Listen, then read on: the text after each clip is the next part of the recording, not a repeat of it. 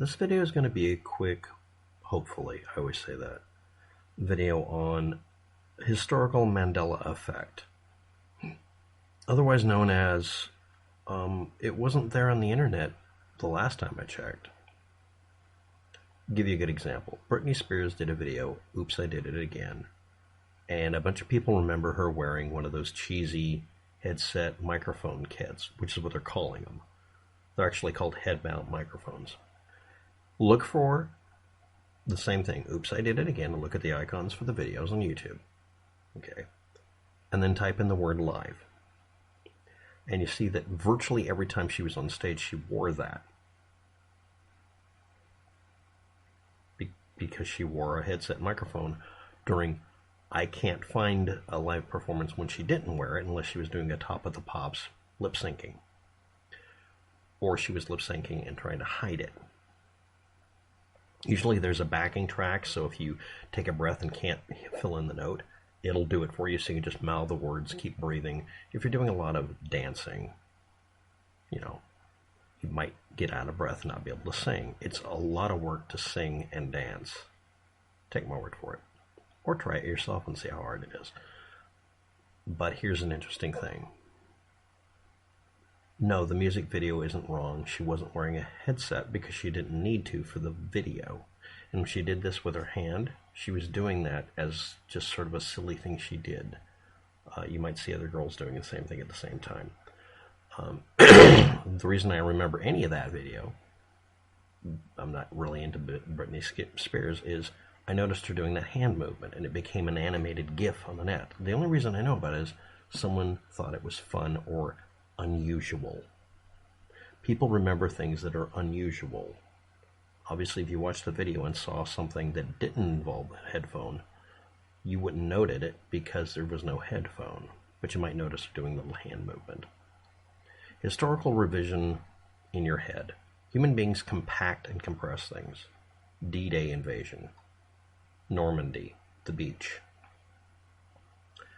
People notice things later on as we go forward in time on the internet and see things they didn't see before. If you're not aware of it, the copyright restrictions that would allow me to get away with openly publishing, and you as well, every image from the storming of the beaches in Normandy died off in some countries. So those pictures became public property. They became part of the commons. They fell into public domain. That's really the reason. Before a certain date, you had to get permission from whoever had control over the rights to the photo. Whoever took the photo owned that image of that moment. Some other person didn't. And a lot of people originally took black and white and maybe even color photos on D-Day of ships that were stereotypical, iron gray ships. The ones that had stripes or some other coloring or just used color film valued them more because they were unique, unusual things. Taking an image of barrage balloons hovering in the air is more interesting of an image, and you might demand to hold rights to it longer. Independent photographers refused to let people publish it without giving them credit and giving them royalties. And the BBC, the British Broadcasting Corporation, and many other entities have done the same thing. There's a lot of BBC broadcasts that only became available, and the first time I saw them, when I first saw them, like British Pathé showed up. It's a whole bunch of works. You can go look it up. And I found out a bunch of them had copyright restrictions, and then the copyright restrictions were gone the next year, and everybody made copies because they're really cool videos, or did remixes of them. The one about a specific atom bomb, a portable one, when I did the video on it years ago, was still under copyright because the person who did the work, even though they did it for the U.S. government, was still in arguments and conversations with the U.S. government. It had to finally be released to public domain by the government for that argument to go away. And suddenly I could find better versions of it, and I was allowed to make a remix, or someone else was. And then we got the really good version without the noises and popping in it. This is something I've lived through. So let me repeat this.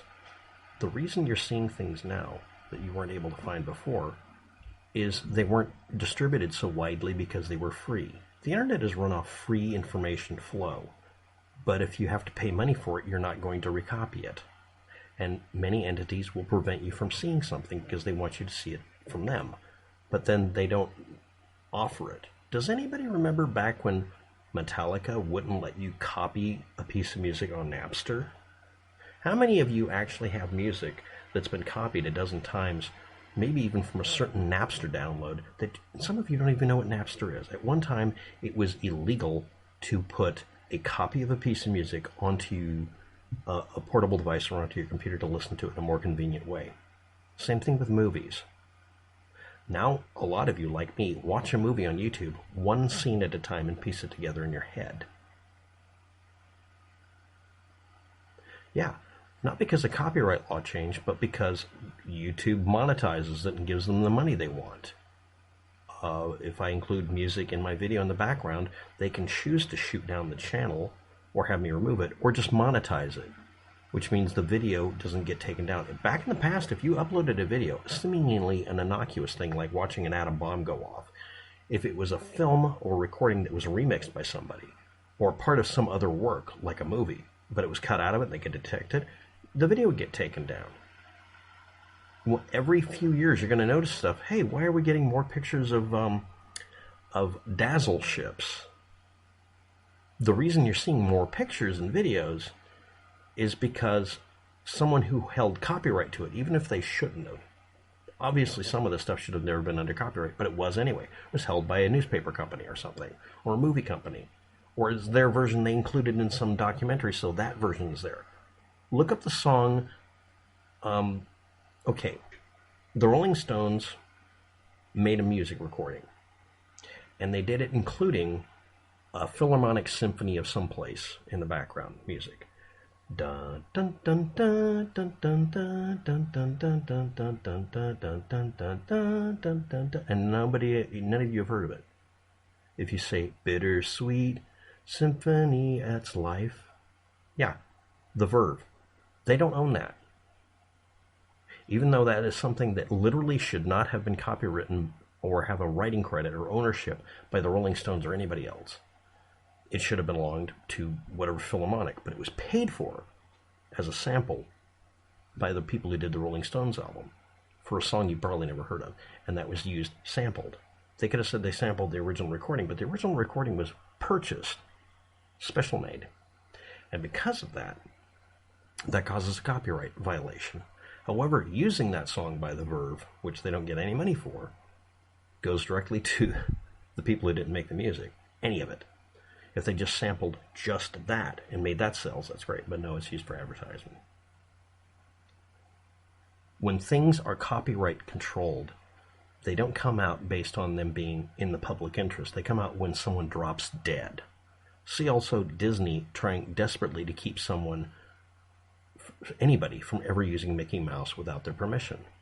They make a shit ton of money off of it. They've caused laws in the United States to change so that they can effectively extend the patent to copyright, whatever, infinitely.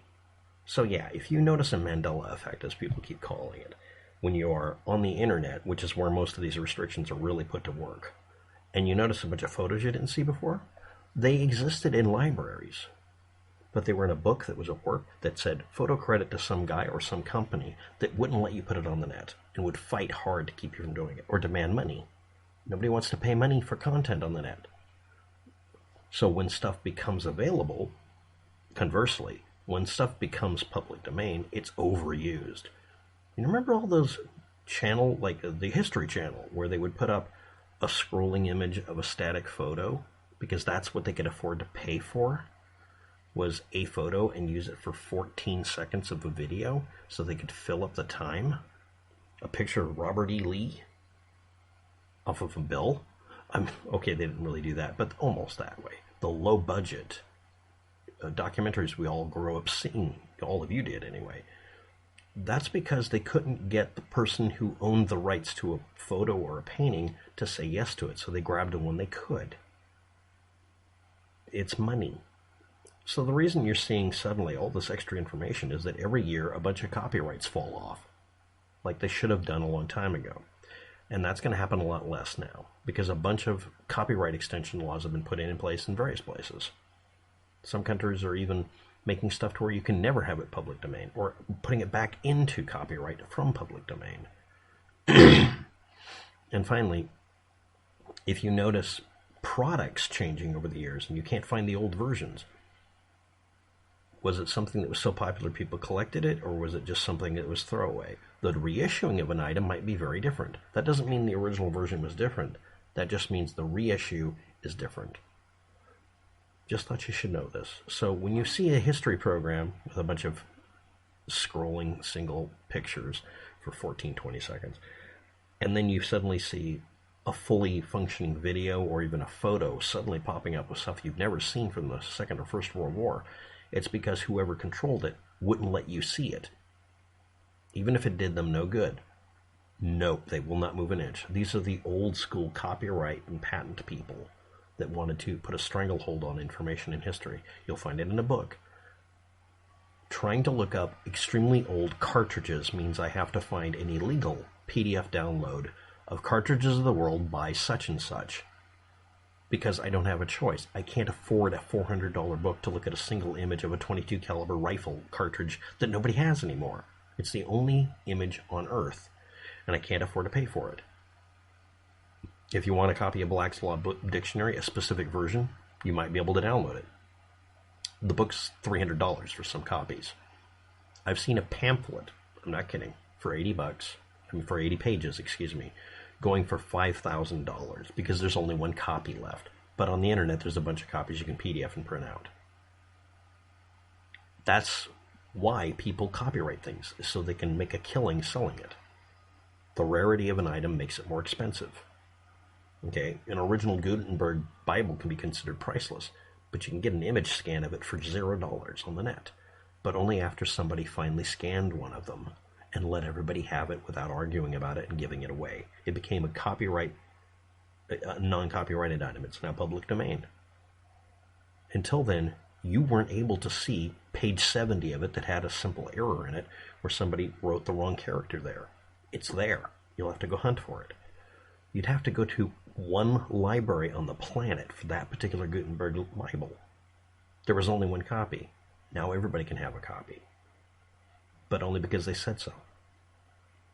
That's why you're getting these images that you've never seen before, because you weren't allowed to see them. It's not a Mandela effect.